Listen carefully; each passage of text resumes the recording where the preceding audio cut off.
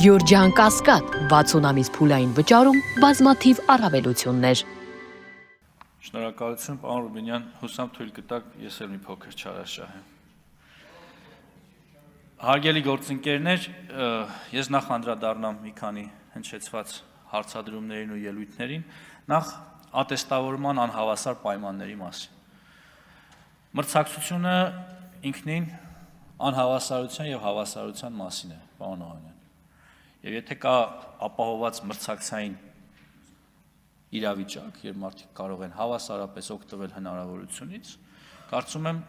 դա ավելի շատ հավասարության մասին է, քան անհավասարության մասին։ Եվ այսօր ասել, որ պետք է բոլորինը համատարած բարձրացնենք աշխատավարձերը ու բանակում չունենանք մոտիվացիոն համակարգ, ես դրան դեմ եմ, եթե անգամ այդ ֆինանսական հնարավորությունը լինի, ես կողմ կլինեմ, որ ատեստավորման սանդղակում ֆինանսական մասը ըստ հարաբերակցության բարձրանա, բայց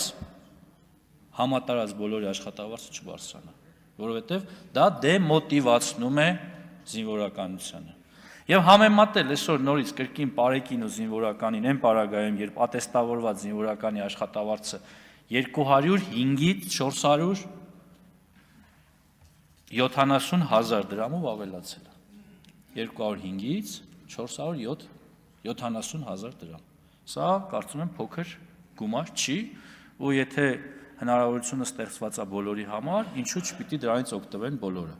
Այն ինչ վերաբերում է նրան, որ սահմանում կանգնած մարդը ժամանակ չունի, չի կարողանում, մենք հիմա ապահովում ենք նաև դրա համար պայմաններ, այսինքն հնարավորություն ենք տալիս, որ զինվորը ունենա բավարար ժամանակ իր ատեստավորման վրա ավելի շատ աշխատելու, իր ֆիզիկական վիճակը ավելի բարելավելու համար։ Իհարկե չեմ կարող այս ամբիոնից չողջունել, որ ազգային ժողովի падգամավորի որդին որոշում է ընդունել դառնալ պայմանագրային զինծառայող պաշտպան հայրենիաց ծրագրով։ Ես սպասում էի, որ ազգային ժողովը կծափահարի, բայց չծափահարեց։ Իրականում սա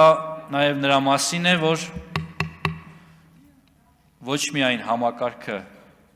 հավասար է, բոլորի համար է, այլև այն շատ գրավիչ է, եւ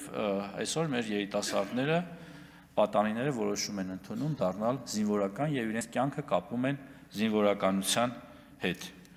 Հարգելի գործընկերներ, սիրելի քաղաքացիներ, 1.5 տարի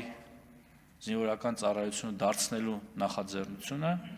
ունի մեկ նպատակ՝ Հայաստանի Հանրապետության բանակը դարձնել օր առաջ ավելի պրոֆեսիոնալ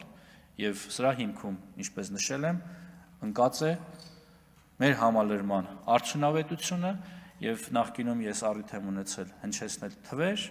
այսօր այլևս թվերի մասին չեմ խոսի, բայց եթե կրկին կլինեն հաշվարկների հետ կապված կասկածներ եւ պատրաստ եմ եւս մի անգամ այս հարցին անդրադառնալ։ Շնորհակալ եմ։ Շնորհակալություն, հարցի քննարկումն ավարտվեց։